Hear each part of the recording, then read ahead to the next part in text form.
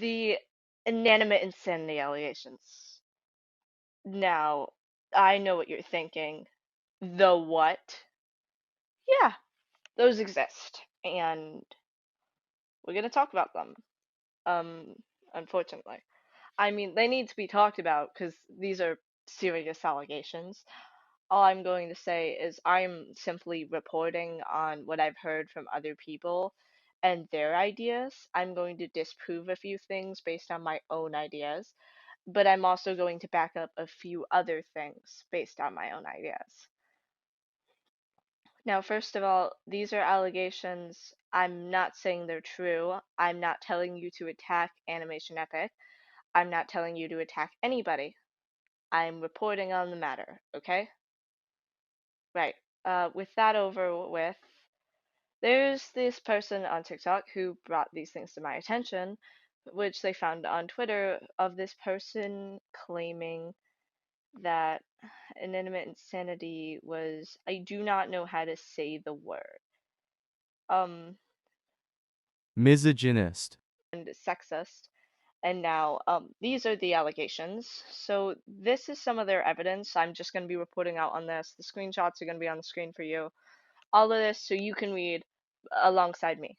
Um, I have already looked through these. I've already gone through these. I've already added some stuff, but we are going to be talking about them one step at a time. And we're going to see if these are actually strange coincidences or if this is a serious problem. Now, please, once again, please do not attack me in the comments. I'm simply reporting on this with my own beliefs and ideas. I'm not saying this is true, but I'm not saying it's not true. I'm reporting on somebody else's stuff because I feel like it hasn't been talked about enough. Anyways, there are 11 male characters, 2 non-binary characters, and 5 female characters. Season 3 passes, I don't know how to say that word. I'm in high school. I'm just not very good with pronunciation, both due to dyslexia and other things. But this is unscripted, by the way, because I really wanted to get this out here. But season one passes about half of the time. Season two passes most of the time.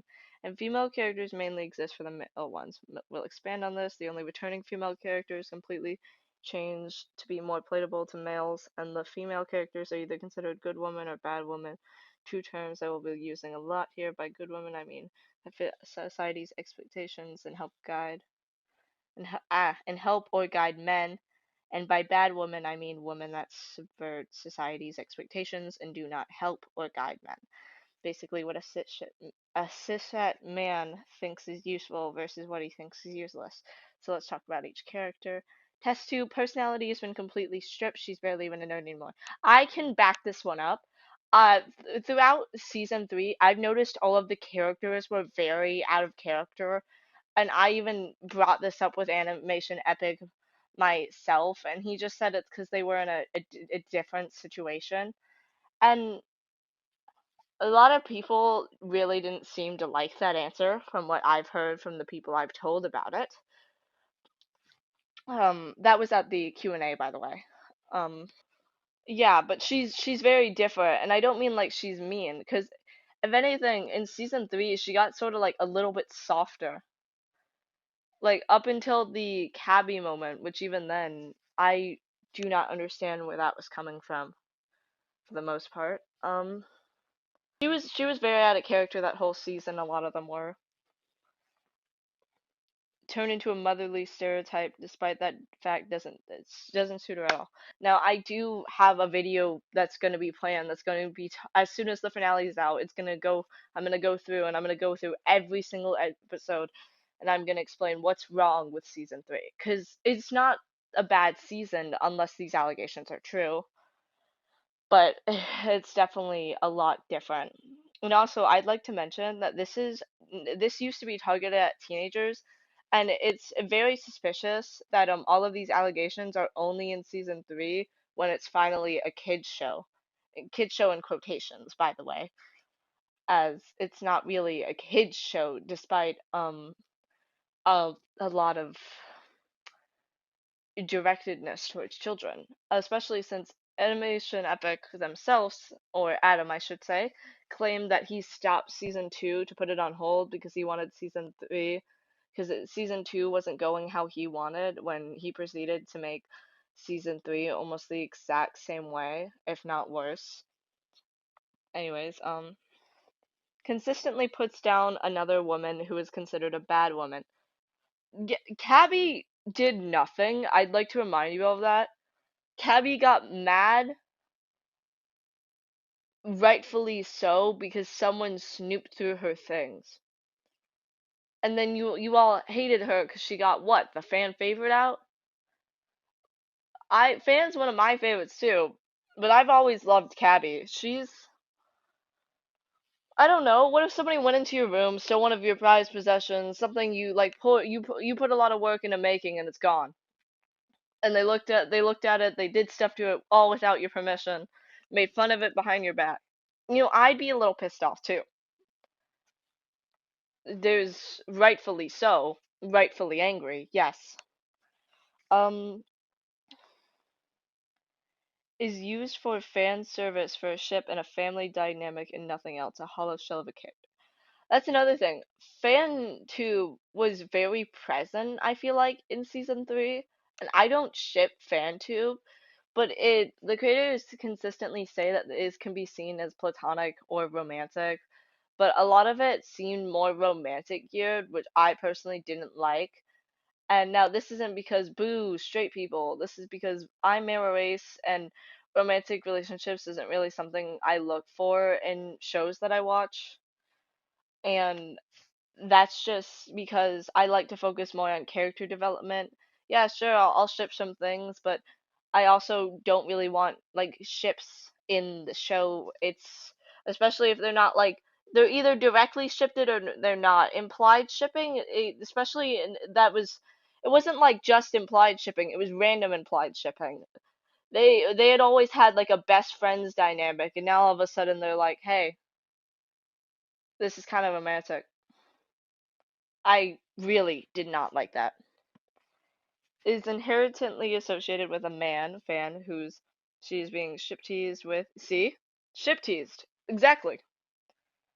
Called Bot's parents being in a family dynamic that includes fan, the recent plushies being fan tested and Bot to really push that mother father child thing.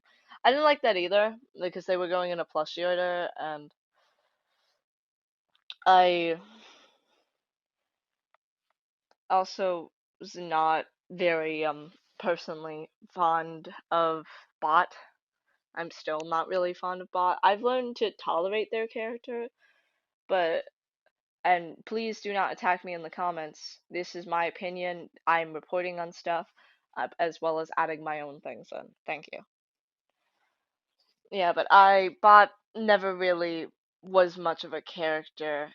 Okay, so Cabby's problem are a mixture of misogyny, ableism, lesbophobia, and these are all intertwined, but I'm going to focus on the misogyny. Okay. She does not help, guide, or do anything for a man is considered a bad woman for this. The writers treat her like shit, making the other characters bully her, put her down, and block her from disability age, which is shown on screen as if she deserves it, Bot lying to her over and over, and spring on the breakfast because she was wrong to use her files. The thing that got fixed in the next episode after extreme and heavy backlash. Though I do not remember the backlash, I do not doubt it. Because I also. She has memory problems. The hell? I thought that was so messed up. I really did. um, it's just, it's really uncomfortable. Okay. And why do the writers treat her like shit? Because she's a bad woman. They treated her awfully before her files were considered disability aids too. So we can tell it's caused by misogyny.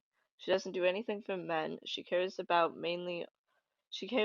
mainly about women and non-binary people. Note, Cabby's voice actor, Cassie, Cassie, I don't know. Landman said that she was playing Cabby in a sapphic way on purpose. It implies that Cabby has a crush on Test Tube. If you haven't seen that image, I can provide it. Yeah, another thing, I the hinted Cabby liking Test Tube. Why?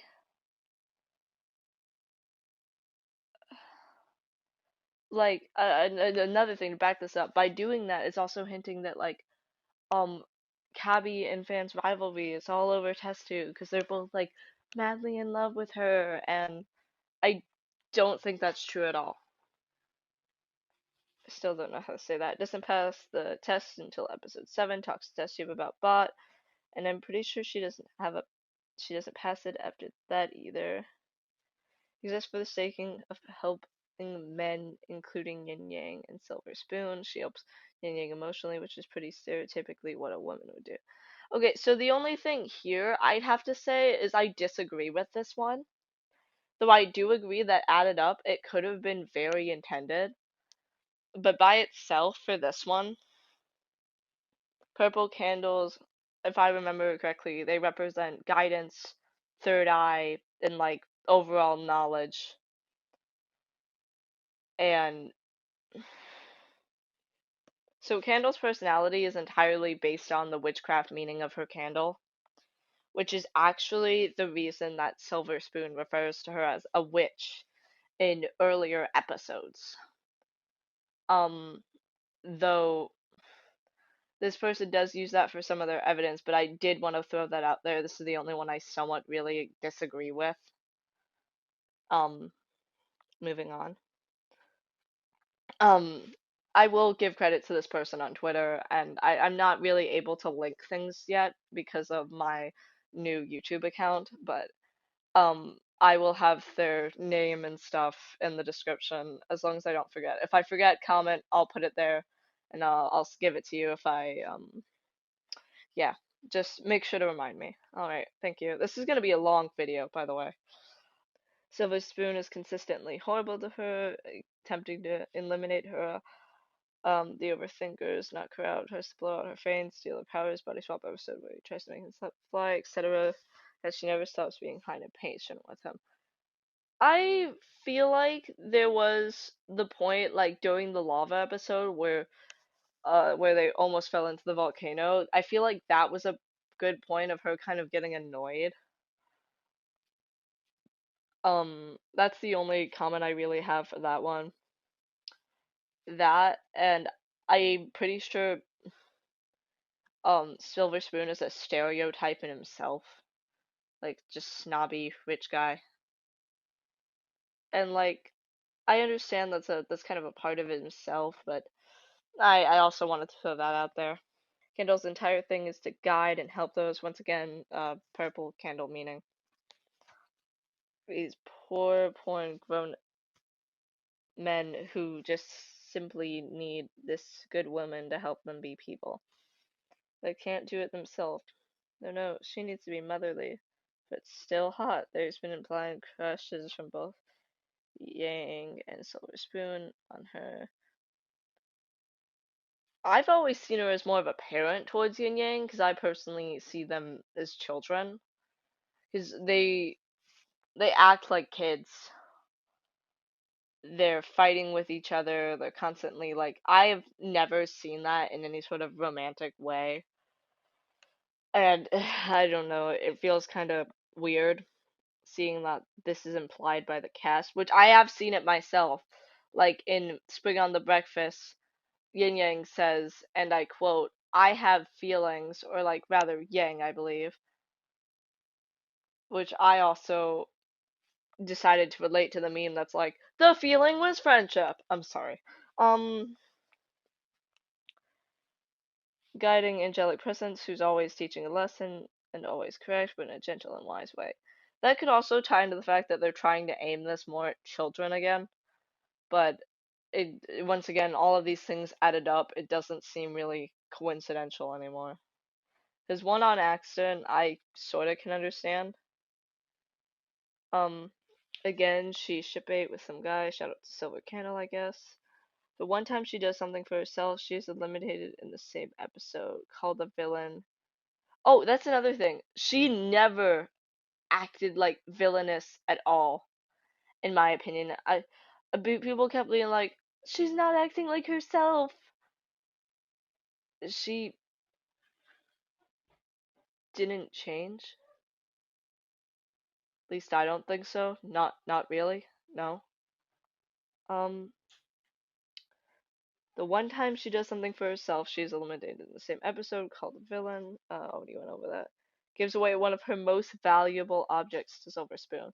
That is something I also didn't fully understand. I thought it was sweet, but it's also kind of random if she said like over my dead body previously. I don't giving me mixed signals. And is considered manipulative and cruel by members of the fandom. Mind you, I'm pretty sure most of those are children, so take this with a grain of salt. Yep. Despite how much worse this men have been, like Nickel. That's another thing. Nickel was extremely out of character this whole season as well. Now, I'd like to mention that Nickel, he's not intentionally bad. He's just childish. He's childish. He's rude, and he doesn't comprehend his actions. And that's why he's probably my favorite character just because of how interesting and in depth his character goes. But in season 3, he was way off, honestly, because the constant back and forth with Balloon. And don't get me wrong, I'm not saying that Nickel wouldn't make up with Balloon. I'm saying that it didn't make sense how it kept going on and off and on and off and on and off and kept making people pick sides against the other. It didn't really make much sense to me. She's standoffish to Silver Spoon and Blueberry, an episode full of shipbait. That is true. But then it reveals that it was actually a lesson all along. Wow, she's still the perfect guiding good woman she's always been. She was always just teaching him in a bit of a different way. All that matters is that she's teaching him something that is the very purpose of existence.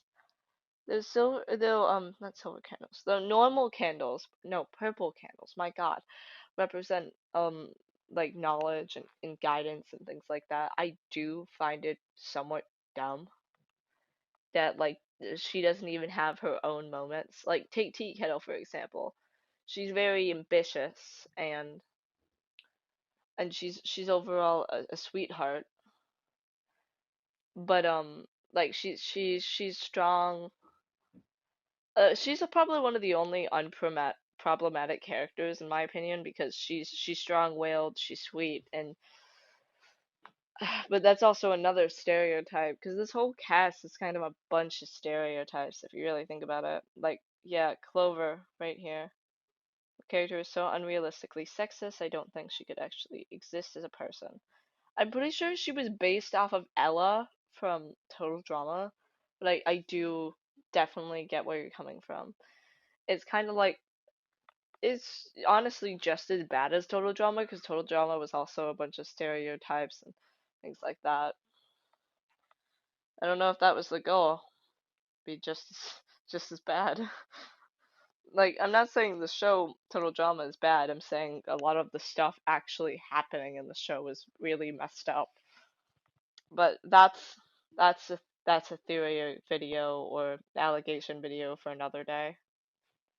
Um, she's another good woman associated who's with a man. That man, Nickel, harasses her to hell and back. That's another thing. I did not understand that. Is that's very unlike Nickel, once again, out of character, and that's very, how do I put this? Clover was just too oblivious. Like, and we've had stupid, quote unquote, stupid characters before, like Lightbulb. Lightbulb was always sort of oblivious, but she never. It's not like she couldn't think on her own. And in like Leafy, who was like convinced she was like super nice, she always had a bit of ambition. That's a lot. That's something a lot of these characters are lacking. Attempting to injure and kill her. That's another thing. Screaming at her until she cries, calling her names, witch, and losing his shit. Actually, I nobody can excuse him calling her a witch, because Candles. even that can't really be excused, but can be explained. This one can't even be either. It's just so random. And losing his shit when she shows him immense kindness. Despite all of that, she's never anything less than kind and sweet to him. There's another thing. Why did they interact so much? I do not understand. They never really had like a good character dynamic. I don't even mean like romantically. I mean friend wise, I mean in general. And that therapy session at the end, I feel like Nicole should be seeing a professional and not Clover, especially since this is like not only trauma for him, which I actually knew that thing when he says in season 3 that was somewhat in character when he admits that he was scared, but what's not in character is him admitting he's scared. He would not have done that. Nichols' whole character is he's bittersweet. In season 3, it was either one, the other, or just really messed up. No matter how much she's hurt and harassed, she will always be this angelic trope, male fantasy of what a woman should be. I also really didn't like that. She is so unbelievably positive and non-confrontational that makes her a person that wouldn't exist. Though this is a cartoon character, I'd like to add that, but besides that, I do get where this is coming from, especially since this is aimed at children. If you want more information, feel free to ask. I've done a rant about it before. Okay. The ratio of male to female characters is 11 to 5. Yeah, I agree. That's yeah, I was thinking about that too when I was like making characters. There's a lot less female characters, which another thing and it's not even like the female characters are like, "Oh my God, they're so boring." In the past like few seasons, the female characters have probably been the most interesting. Like Lightbulb, Salt. I really liked Salt. She was great. And even then, even in the old season, there were still more male characters, I feel. Soap was really cool. Bo as a character, that's another thing, but Festu was stripped of her identity and turned into a mean trade wife mom. Good woman. Kebby is bullied and put down by other characters who are shown as being justified in this solely for the fact that she does not serve any men. Bad woman. That's another thing. Purposely playing a character assassin. What the does that even mean? I do not understand. Like, I get it, but I don't get it. I don't even know why you would do that unless it was like either already written in the character or you're LGBTQ yourself. But especially the crush on test tube just seemed toxic to begin with. And once again, the competitive thing. Candle exists for the solely purpose of pushing yin yang and Silver Spoon's story and development.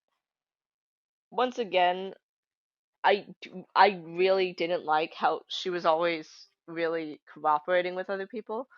Now, it's not saying I want her to argue with people, but I also wanted to see her more of her personality. For example, when she was working on the script, burned she burned it every time it was imperfect. I really liked that because that was showing more of her ambition, more of herself rather than like I'd like to imagine Candle as a character not with like an evil side, but with her own taunting, fun side after like at the end of the day. But that is clearly not the case, both based on these allegations and actual episode footage.